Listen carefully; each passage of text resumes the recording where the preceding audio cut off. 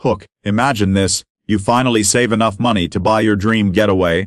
A quiet cabin by the lake, where mornings smell like pine needles and evenings are painted with sunsets over the water.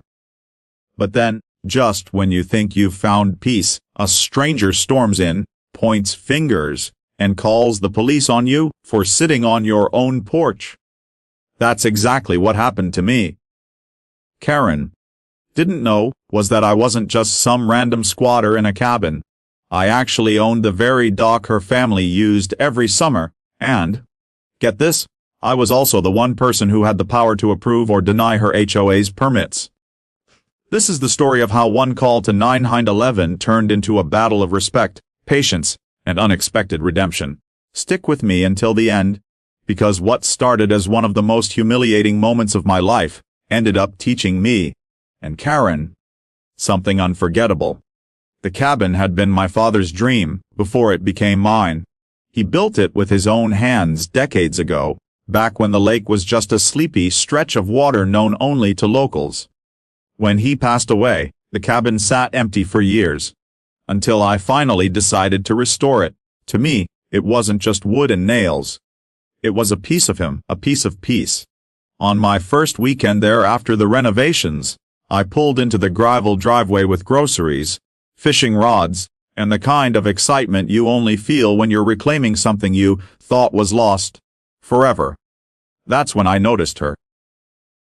A woman in her late 50s, cropped blonde hair stiff as if it had been sprayed into place, a clipboard in her hand like a weapon. She didn't smile.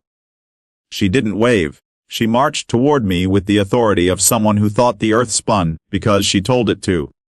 "You can't be here," she snapped. No hello, no introduction. Just accusation.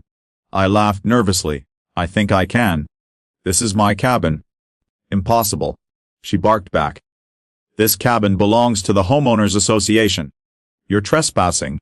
I tried to explain that the cabin wasn't under HOA jurisdiction. It was grandfathered in long before the development around the lake existed. But she wasn't hearing it. She pulled out her phone, pressed 3 buttons, and with a triumphant smirk, announced, "I'm calling 911. Let me pause here.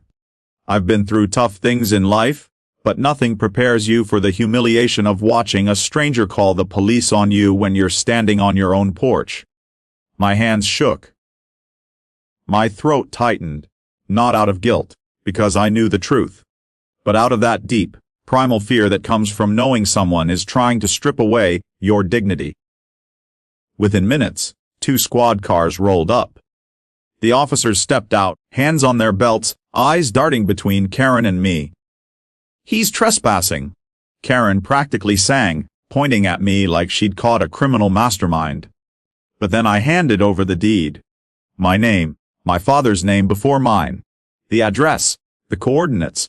The officers studied the papers, looked at Karen, and told her firmly, "Mom, this man owns the property. You're mistaken." The smirk vanished. Her cheeks flushed red. She stormed off without an apology. The officers left, and I stood there shaking, wondering how something so innocent, sitting on my own porch, had turned into a scene straight out of a nightmare. I thought that would be the end of it. But it wasn't. Not even close. A week later, I received an official letter in the mail. The HOA was formally requesting that I remove my old wooden dock, claiming it was unsightly and out of compliance with neighborhood standards. I nearly laughed. Because here's the twist Karen and her board didn't know. When my father built that dock decades ago, he secured riparian rights.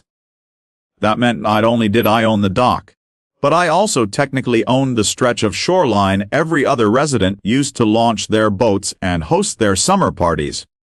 And to top it off, the HOA's annual event permit, the one that allowed them to legally hold their fireworks shows, boat parades, and lakeside picnics, had to be signed off by the same county office where I was listed as the primary approver.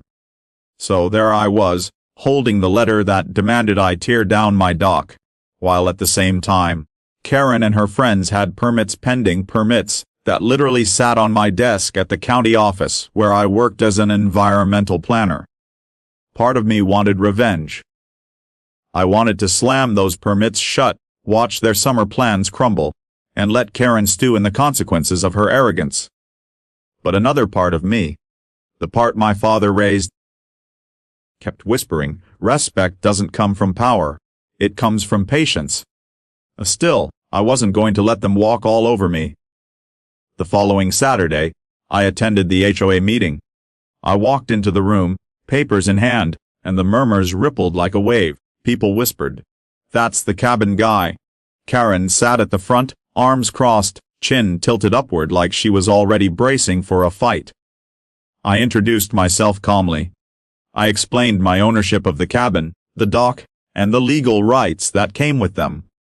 I could see Karen's composure cracking with every word. Finally, I pulled out their pending permit applications and set them gently on the table.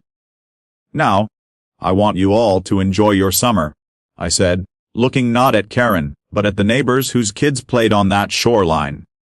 "But I need to make something very clear. Respect is a two-way street. I won't block your permits. I won't take away your dock access. But I also won't tolerate being treated like I don't belong here. Because I do." The room was silent. Even Karen had no comeback. For the first time, she wasn't in control. After that day, things changed. Neighbors started waving. Kids came to fish off my dock. One evening, Karen herself appeared at my porch, awkward and stiff, carrying a pie like it weighed 100 pounds. She muttered an apology, not perfect, not poetic, but real enough that I knew it cost her pride. And I accepted it. Because in the end, it wasn't about winning or losing. It was about reclaiming my peace, standing tall when someone tried to tear me down, and proving that dignity isn't given. It's claimed. Closing message: life will always throw you, Karen. Someone who doubts you, disrespects you, or tries to strip away what you've worked hard to build. But here's what I learned. You don't fight ignorance with more ignorance. You fight it with truth, with patience, and with the quiet kind of strength that no one can take from you. So if you're listening to this, and you've ever been told you don't belong, remember my story. Remember the cabin. Remember the dock. And remember that sometimes the best revenge is simply standing your ground and letting time do the rest.